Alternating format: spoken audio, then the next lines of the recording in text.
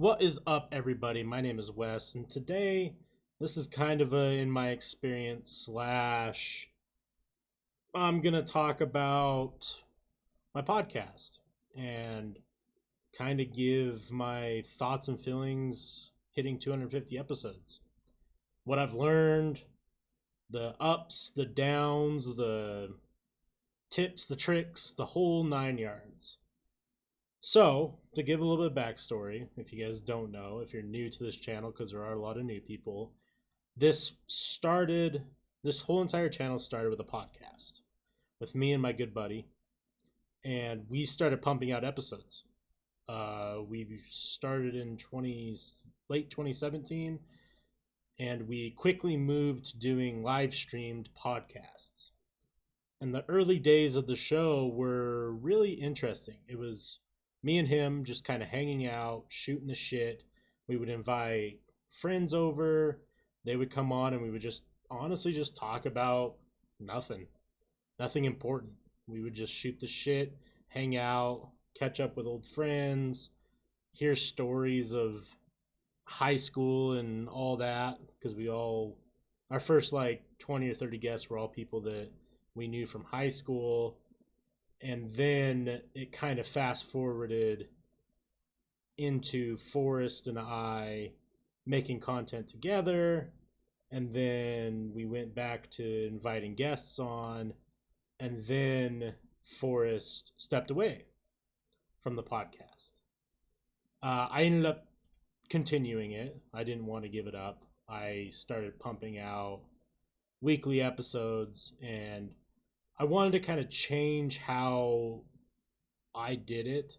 I wanted to move into more guests that, weren't friends, weren't just people that are convenient, I guess you could say. Because it's easy to invite a friend over, it's easy to talk to.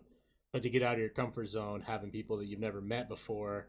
And we did that together. Like, that wasn't a thing. Like, we had some of our best guests were people that neither of us knew until they showed up, and that turned into amazing episodes. I mean, I'm gonna pull up my list of guests here that we've gone through all these episodes, and I kind of want to go through them and what's gonna be the best way to look at them.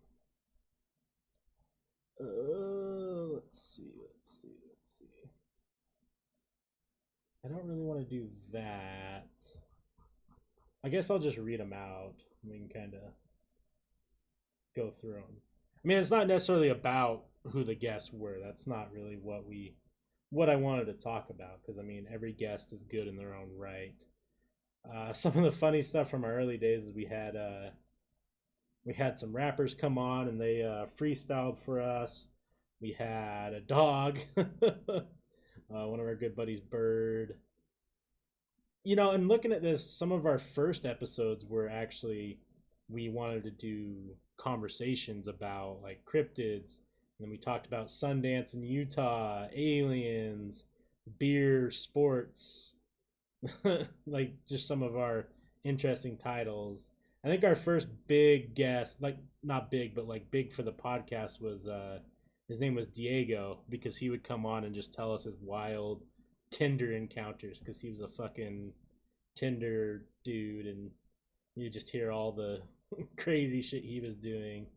And then we had obviously Jordan, who was a huge part of the show for a while, and we just got a subscription on here on YouTube. That's cool. Thanks. Obviously Calford, he was on early. He's been a big part of the show for a long time. Some of these titles are funny. Tom Brady's not kissing his son anymore. Richard Whitaker was a great guest. Jordan, Diego came back.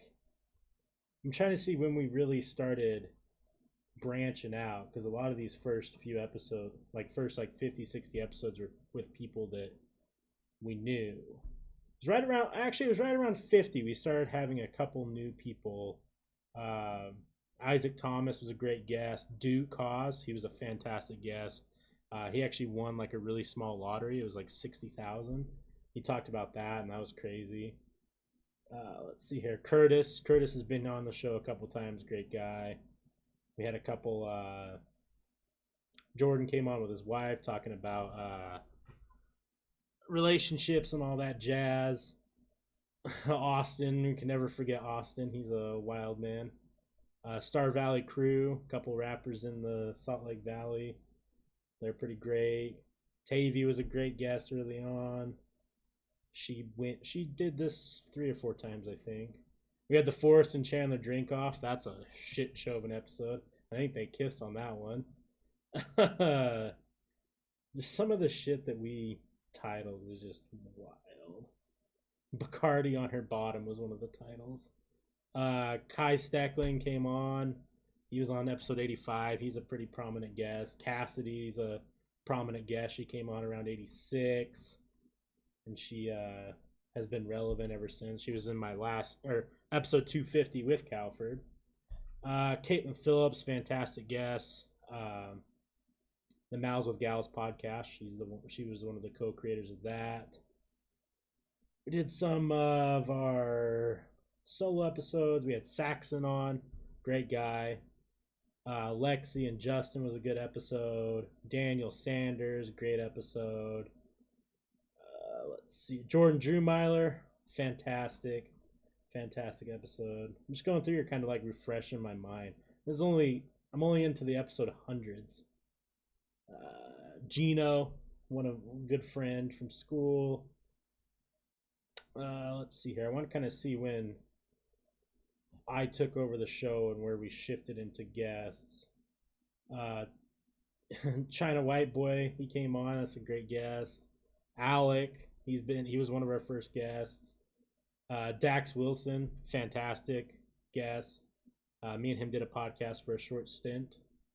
Braden and Madison, great guests. Man, I forget some of these people that we had on. It's crazy. Mawel and Maverick. Oh, the episode where one of the guests showed up and then left 2 minutes early because he was under the influence of some stuff. That was a wild episode. Bunch of solo episodes. Manuel, his wife. Calford, Manuel, Cassidy, Kinsey. It was a huge podcast with a bunch of people. There was a couple on here that I just don't remember if it got titled properly because I don't see. Oh yeah. Young Blaze Kool-Aid and Don V. That was one of my favorite episodes. They were great guests. 2 local rappers. Gotta check those guys out. Did some of my spin-off shows like the All Anime exclusive show. Old Married Couple, Woods Cross 2012. Now we're getting to the episode 200s. Did some Read Between the Lines book club. Those were always a blast. True crime episodes.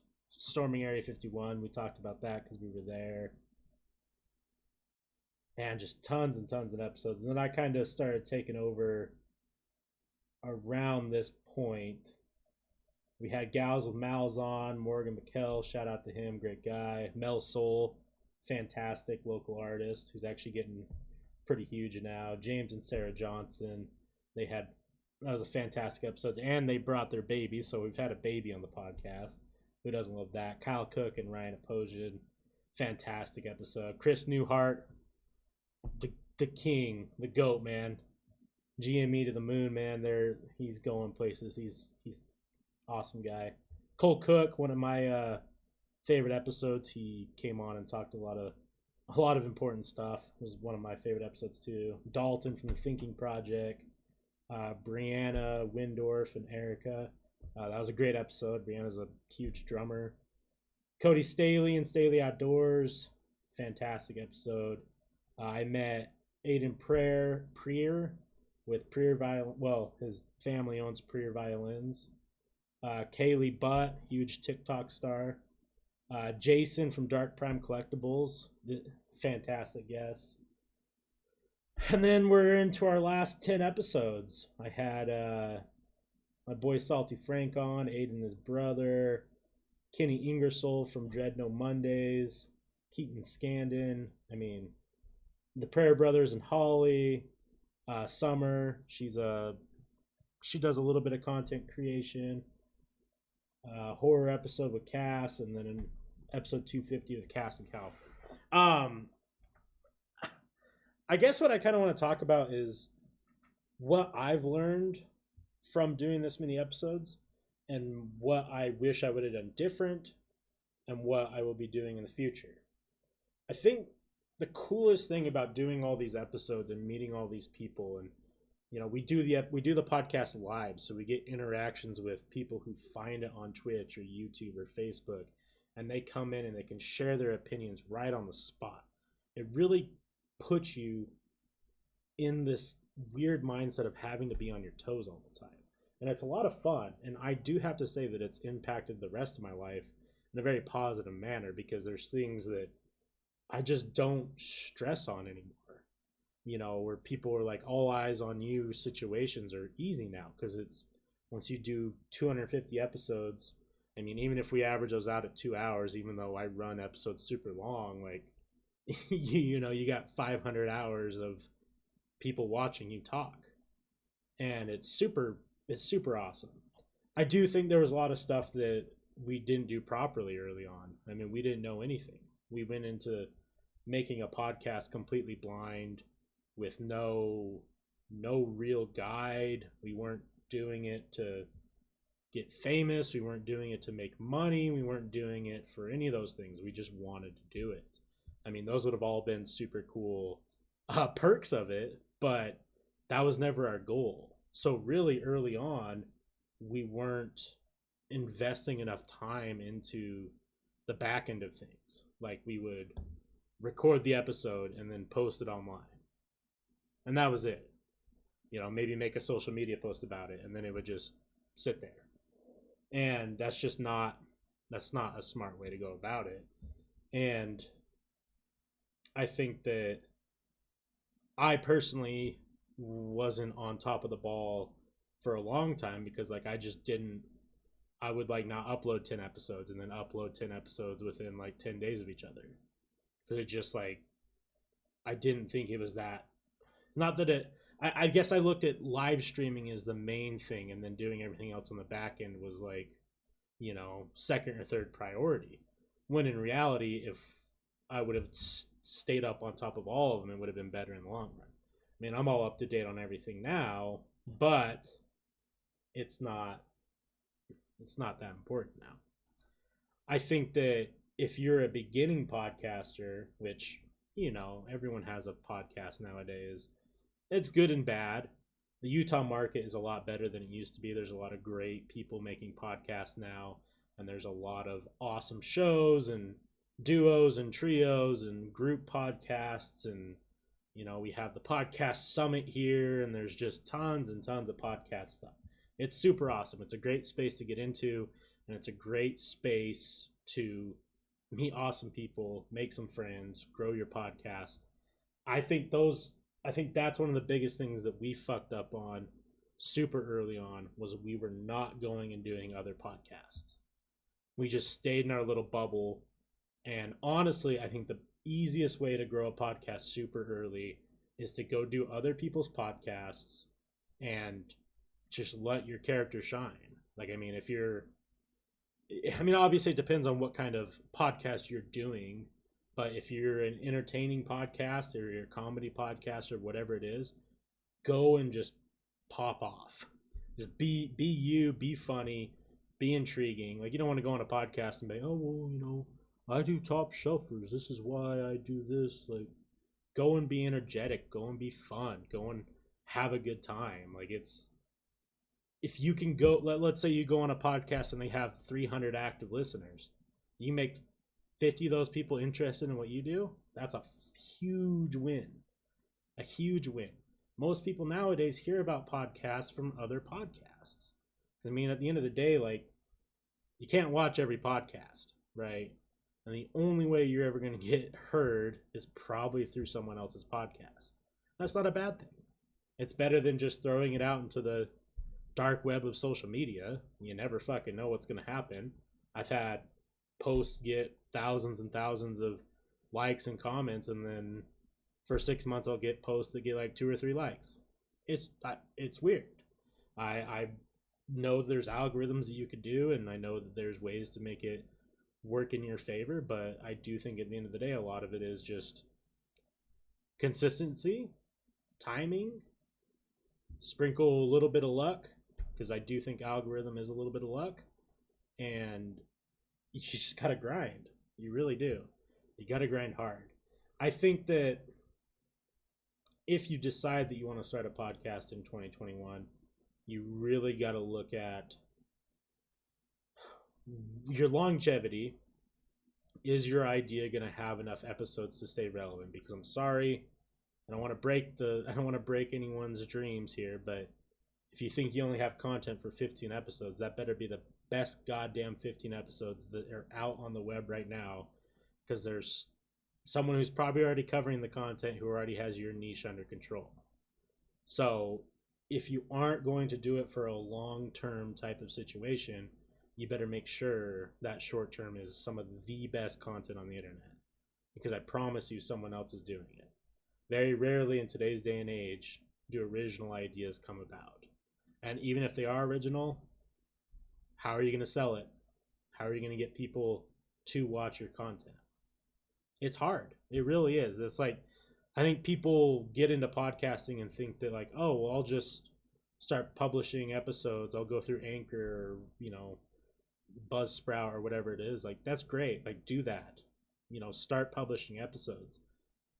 But when you hit 50 or 60 episodes and you got 300 downloads, are you ready for the long haul or no? Like, it's not something that happens overnight as much as everyone wishes it would.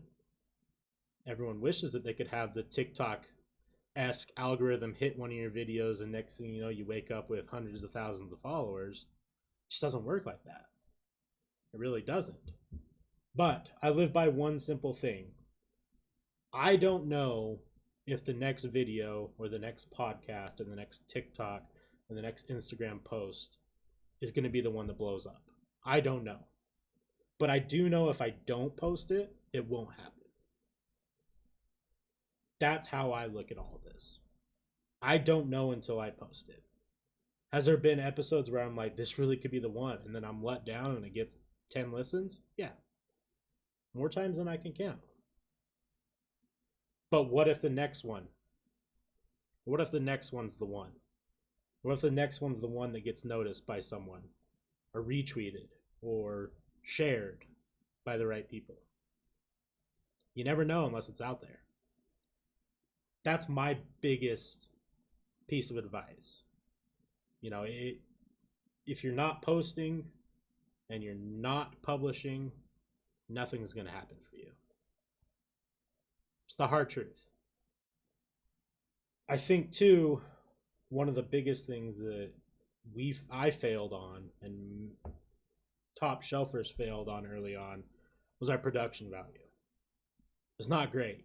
Our audio wasn't great. It was very inconsistent. We had weird audio problems all the time. If you are someone who wants to really get into it,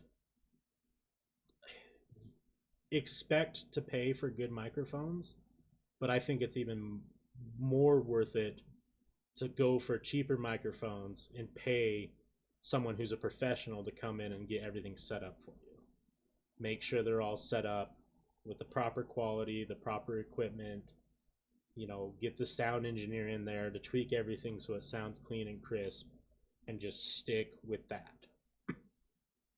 It's so worth it. It will change it. Like, if you could start with that and not have to stress about audio problems, it'll make those first 50 episodes coast by. I promise. Like, we had days where we would sit there and try and get our audio to work for hours.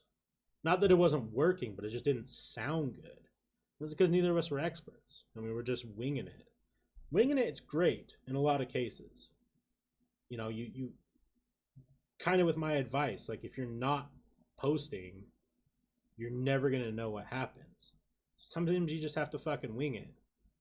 But after so long, if you're still just considering winging it, maybe you need to rethink what you're doing. There's a point in time where winging it's not going to cut it. And I think that that's when you have to really make those hard decisions. Like, Podcasting's not easy. Money doesn't just roll in. The easiest part about podcasting is filming the episodes. Is like getting the like actually doing the podcast. Like once you hit record and everything's good, that's the easiest part. Talking to guests is the easiest part. Having fun on camera or on the mic or any of that stuff, you'll find out is the easiest part. And it's the most fun part. It's the hours of the back end.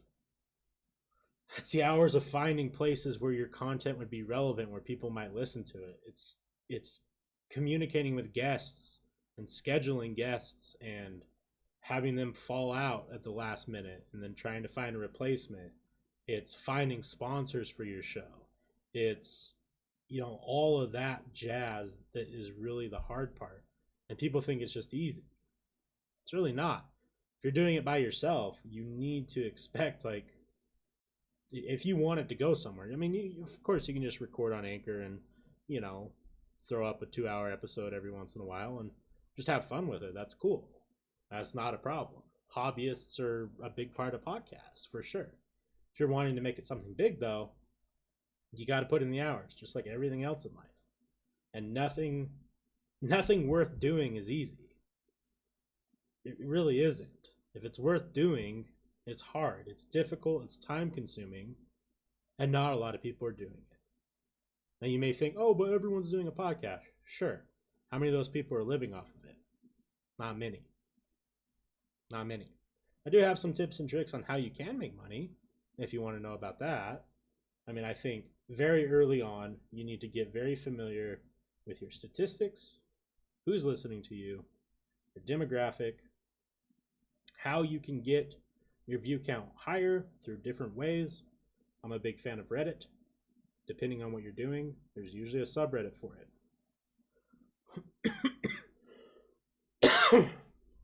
Now, I'm not saying go and spam because people on Reddit don't like that. But let's say you were making a podcast about boats. I don't know why I thought of boats. Boats are cool. Go find a boat subreddit. Start making yourself a prominent person on the boat Reddit. Eventually people are going to be like, oh, this guy's got some good opinions on boats. I wonder why he knows so much about boats. It's that natural progression. It's that long-term progression. They say podcasts don't get popular, like the I can't remember the statistic, but it's like usually takes about 7 years before you really start popping off as a podcast if you don't get that, that lucky / algorithm push. That if you're in communities, if you're active, if you're on Facebook groups, if you're on Instagram, like go and comment on people's posts who are in your realm. Go and follow locals who are doing podcasts. Go and be social on social media. That's not my original quote, but that's a huge thing. Like, if you're just posting to yourself and the however many people that follow you, are you really going to grow? Maybe. I'm sure over time you will. But what would make it quicker is if you're engaging with people. I'm not just saying replying to people who comment to you. Yeah, that's for sure. That's common sense. Let's say you're making a boat podcast. Why don't you go find 20 or 30 people who also do boat related content, start commenting on their stuff. I like to also swing up. Find podcasts that are bigger than you. Throw it out there. Be like, hey man, can I come be a guest? I'd like to talk about boats. 9 times out of 10, people really want just guests to come on. It's not that it's hard to find guests. It's actually really easy in today's day and age because everyone knows about podcasting at this point. Sometimes just having that initiative of being like, hey, can I come on? Because you know what the worst part is?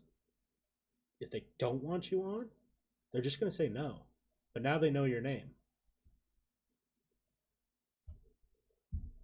It's pretty straightforward. As far as making money, because I got off on a little tangent there, I think the biggest thing is make a media kit, depending on how big like how fast you can gain viewers and followers. Make it look really nice. Let me see if I can find my media kit, and I'll share you kind of what I'm talking about here. Where are you at? Sorry, bear with me while I search through all of my stuff. I actually was kind of bummed out. I had an external hard drive and it fell off my desk, and now it makes noises that are equivalent to a two-stroke motorcycle trying to start up when I give it power. So I lost a lot of stuff. I'm gonna have to go and transfer over all my data from that. It looks like my media kit was saved on that, which is pretty cool. But definitely, pro tip, don't ever just save something to one location if it's important to you. Save it to like 2 or 3, if not more. Okay.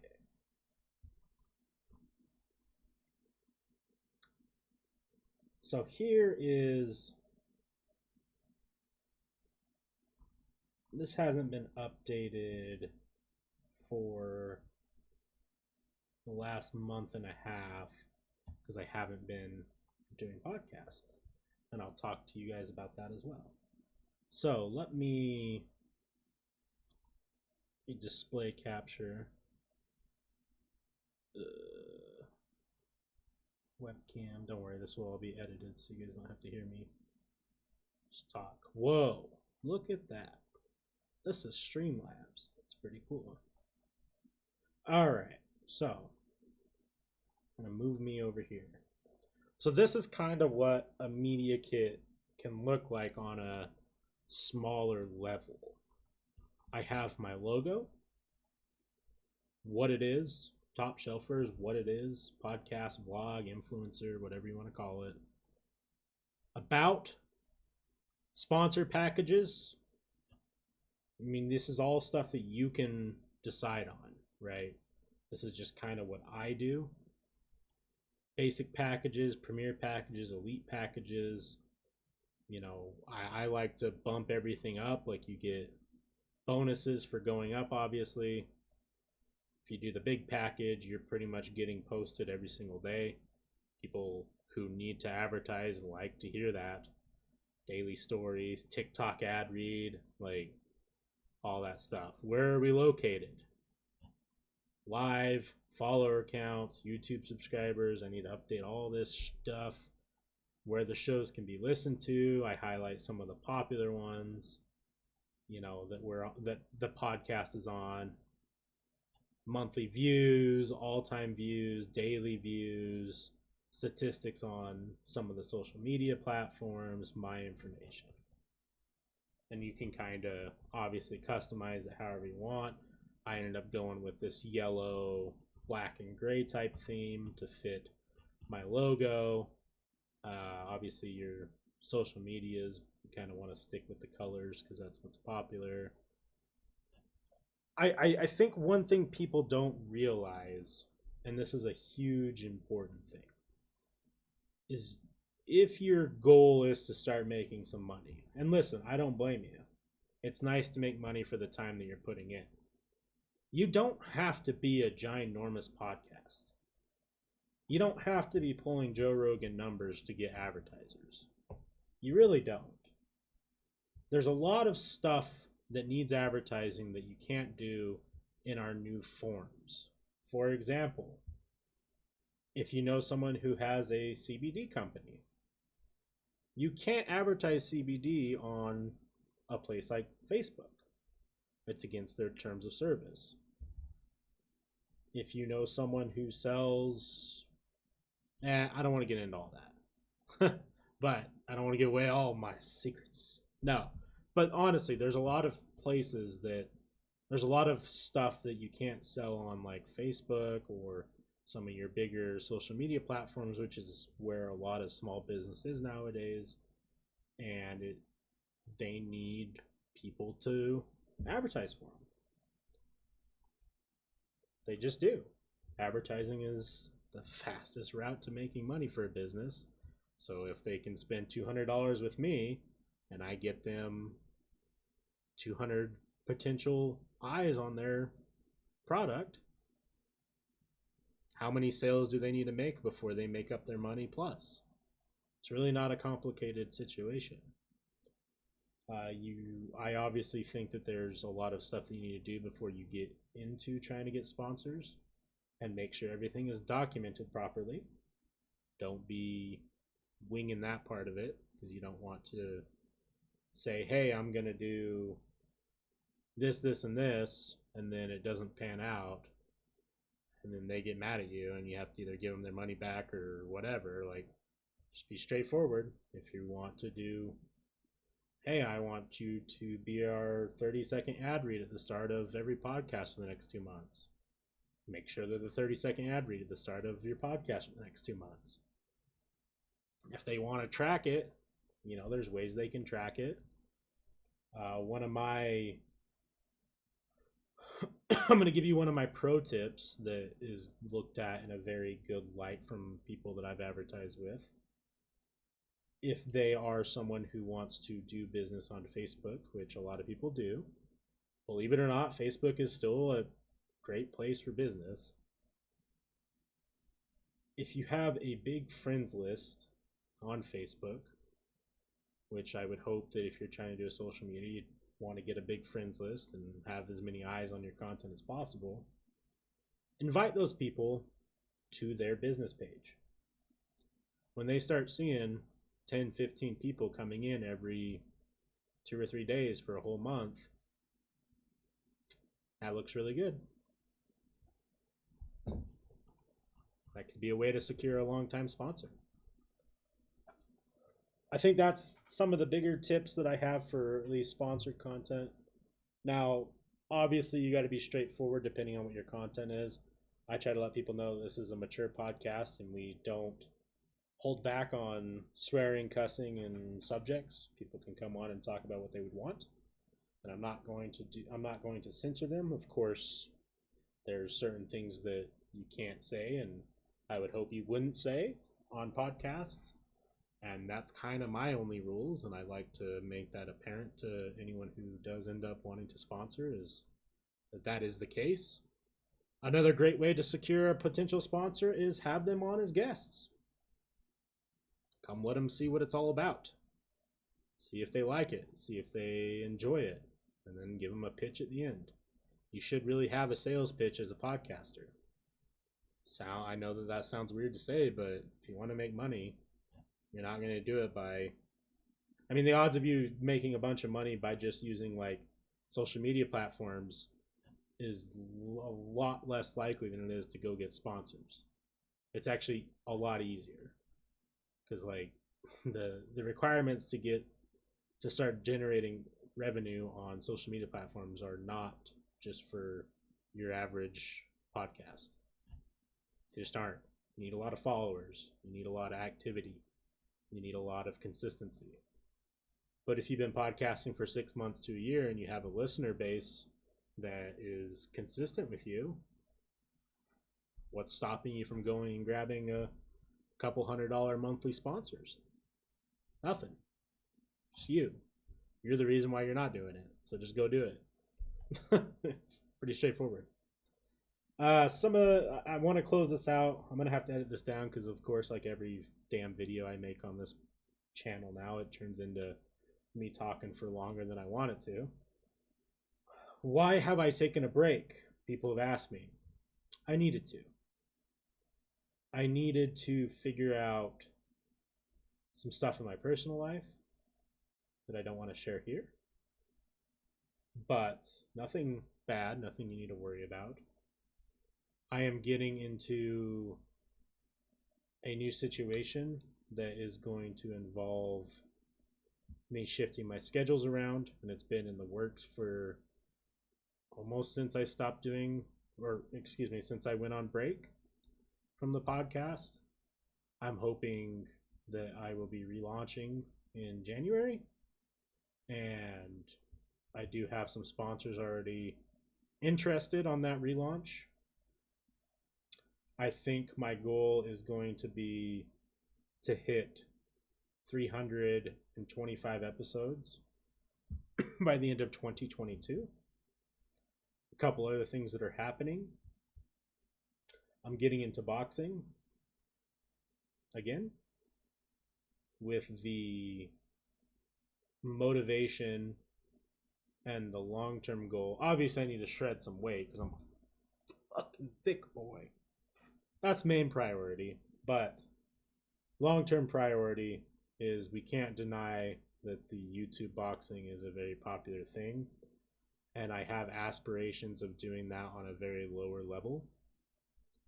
So you might see that in the next year or two, depending on if YouTube boxing stays relevant. I'm not going to mention anybody or anything or anything aside from this. I have a couple connections that I'm growing that would put me in situations where that would be relevant. So that's super exciting. What will come of it, I don't know.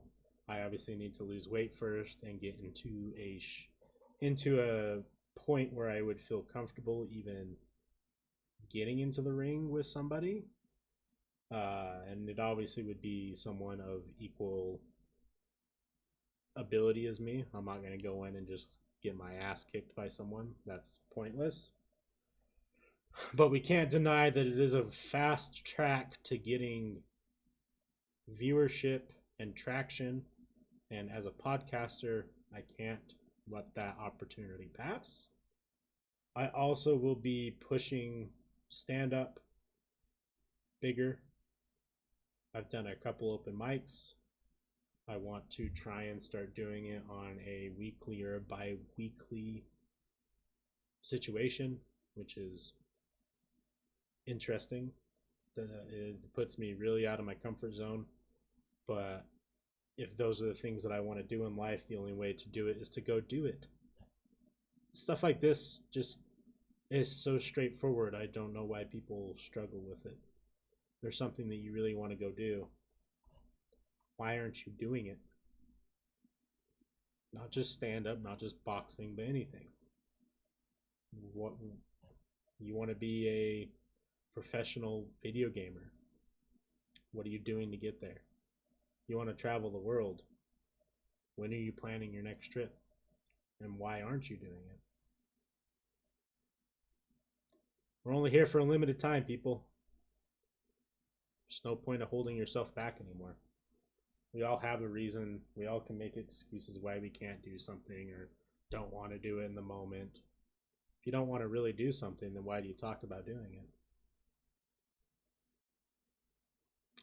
Just got to get out there.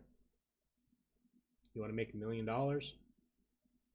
This is the easiest time to do so. You want to be a world-class athlete. Do it. Do it. There's so much opportunity in our world right now. Yes, there's people who have unfortunate circumstances that will put them behind, but nothing is impossible.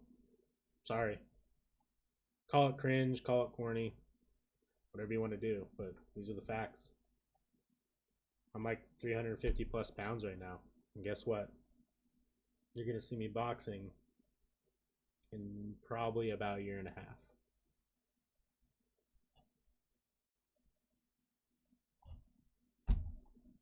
The only person stopping me right now is me. No one else. I can hear it I've heard it from people. Doubters, people who are like, why would you do that? With everything, with my podcast, with my content creation, all the YouTube videos I've been making. Like, why are you wasting your time? Because I want to do it. People who tell you not to do something are envious of you trying to make progress. Don't give up. Keep grinding. Whatever your dream is, it's obtainable. Be realistic with yourself. Push through those hard times. And don't give up. It's like I said earlier, anything worth doing isn't easy. Thanks for watching, guys. My name is Wes. This is Topshelfers. I'll catch you on the next one. Peace.